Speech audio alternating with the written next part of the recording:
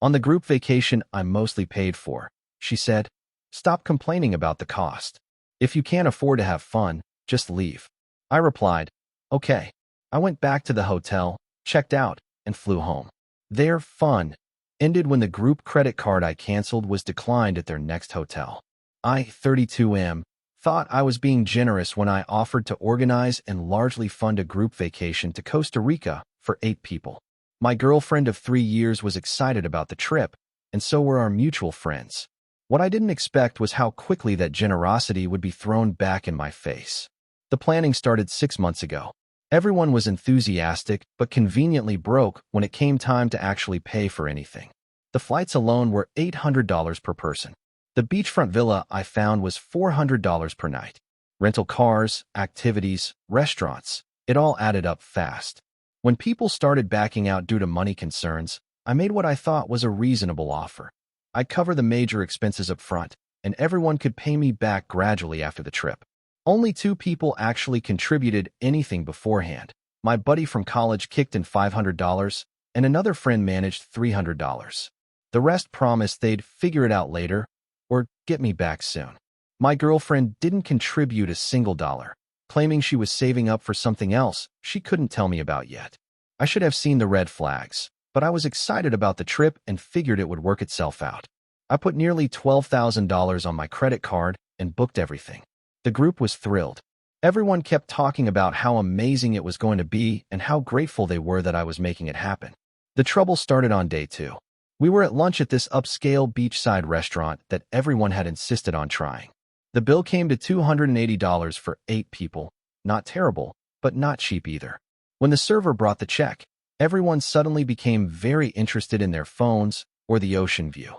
I ended up paying again. That night at dinner, the same thing happened. And again at breakfast the next morning. I started keeping a mental tally of every expense, and it was adding up fast. When I mentioned that maybe we could try some less expensive places or cook at the villa occasionally, my girlfriend rolled her eyes and said I was being cheap. By day 3, I was already out another $800 beyond what I'd originally budgeted. The group had expensive tastes, top-shelf drinks, high-end restaurants, premium activities. When I suggested we do some free things like hiking or beach days, I got pushback. Someone pointed out that we were only there for a week and should make the most of it. My girlfriend agreed enthusiastically and added that this was supposed to be a relaxing vacation, not a budget camping trip. The breaking point came on day 4. We were at another expensive restaurant, this time a sushi place that everyone had raved about online. The bill was over $400. When it arrived, I looked around the table and made what I thought was a reasonable comment about the costs adding up and maybe being more mindful of our spending for the rest of the trip. My girlfriend's face darkened immediately. She told me I was embarrassing her in front of everyone by complaining about money. Her voice got louder as she continued, saying that if I was going to stress about every dollar, maybe I shouldn't have offered to pay for the trip in the first place. The table got quiet, and I could feel everyone's eyes on us. I tried to explain that I wasn't complaining about helping out, just that the expenses were adding up beyond what we'd originally discussed. I mentioned that I'd already spent nearly $15,000, and we still had 3 days left. Her response cut deep. She said I was ruining everyone's good time with my penny-pinching attitude. Then came the line that changed everything. She looked directly at me and said that if I couldn't afford to have fun, I should just leave. The words hung in the air for a moment while everyone at the table stared. I could see some of the group looking uncomfortable, but nobody jumped to my defense. I took a breath and simply said okay. I stood up, dropped $450 in cash on the table to cover the bill and a generous tip, and walked out. My girlfriend called after me, probably thinking I was just stepping outside to cool off. I heard someone say I'd be back in a few minutes. They were wrong. I walked straight back to the villa and packed my stuff. While I was throwing clothes into my suitcase, I called the airline and managed to get on a red-eye flight that night for an extra $200. Then I started making other calls. The first call was to my credit card company. I explained that I needed to cancel my card immediately due to unauthorized usage concerns. The representative was helpful and confirmed that any pending charges would be declined and the card would be deactivated within 2 hours. The second call was to the villa rental company. I explained there had been a change in plans and I needed to check out early. Since I had booked and paid for the entire villa, They confirmed that the rest of the group would need to make alternative arrangements or find another payment method to extend their stay. The third call was to the rental car company. Similar story. The cars were on my card, and I was canceling the rental effective the next morning. I finished packing and called an Uber to take me to the airport. Before I left, I wrote a note and left it on the kitchen counter. I kept it simple. Told them I'd taken their advice about leaving if I couldn't afford to have fun, that all reservations and cards tied to my accounts were being canceled, and that they had until checkout time tomorrow to figure out alternative arrangements. I wished them well and said I hoped they'd find a way to continue enjoying their vacation. The flight home was oddly peaceful. I'd been stressed about money and the group dynamics for days, and suddenly that weight was gone. I felt bad about leaving everyone stranded, but I also felt like I'd been taken advantage of long enough. I got home around 6 a.m. local time and went straight to bed. My phone had been blowing up during the flight, but I kept it in airplane mode. When I finally checked it around noon, I had 47 missed calls and dozens of text messages. The early messages were confused, people asking where I was and if I was okay. Then they found my note, and the tone shifted. My girlfriend had left several voicemails that progressed from angry to panicked to furious. She accused me of abandoning everyone and called my behavior childish and vindictive. Other friends were texting asking if this was some kind of joke and when I was coming back. A few messages were more understanding, acknowledging that maybe they'd taken advantage of my generosity. But most were focused on the immediate crisis they were facing. The real panic set in when they tried to extend their stay at the villa and the credit card was declined. Suddenly everyone was very focused on problem solving. My girlfriend called me crying, saying they were going to be kicked out and had nowhere to go. She begged me to reinstate the credit card just long enough for them to figure something out. I told her I understood their situation was difficult, but reminded her that she'd told me to leave if I couldn't afford to have fun. I explained that I was simply following her advice.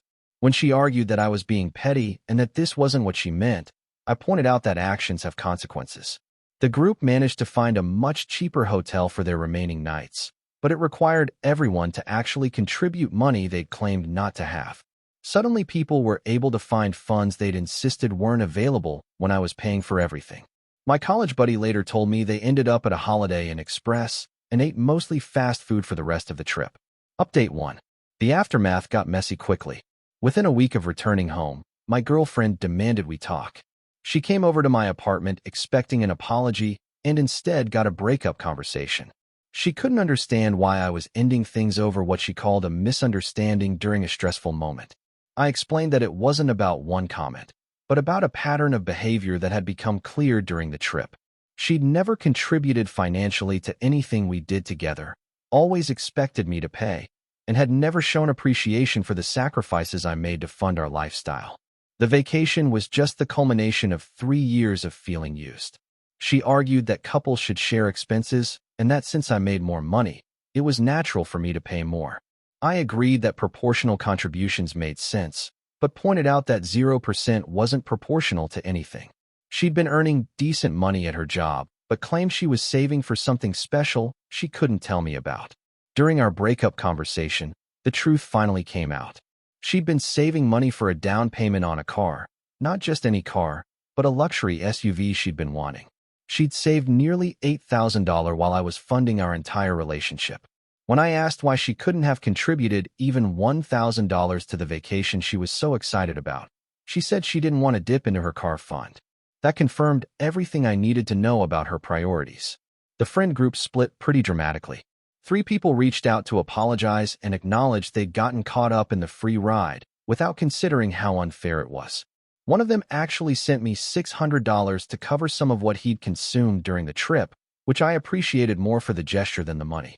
My college buddy, who had actually contributed beforehand, stayed neutral but admitted he'd been uncomfortable with how everyone else was treating the situation.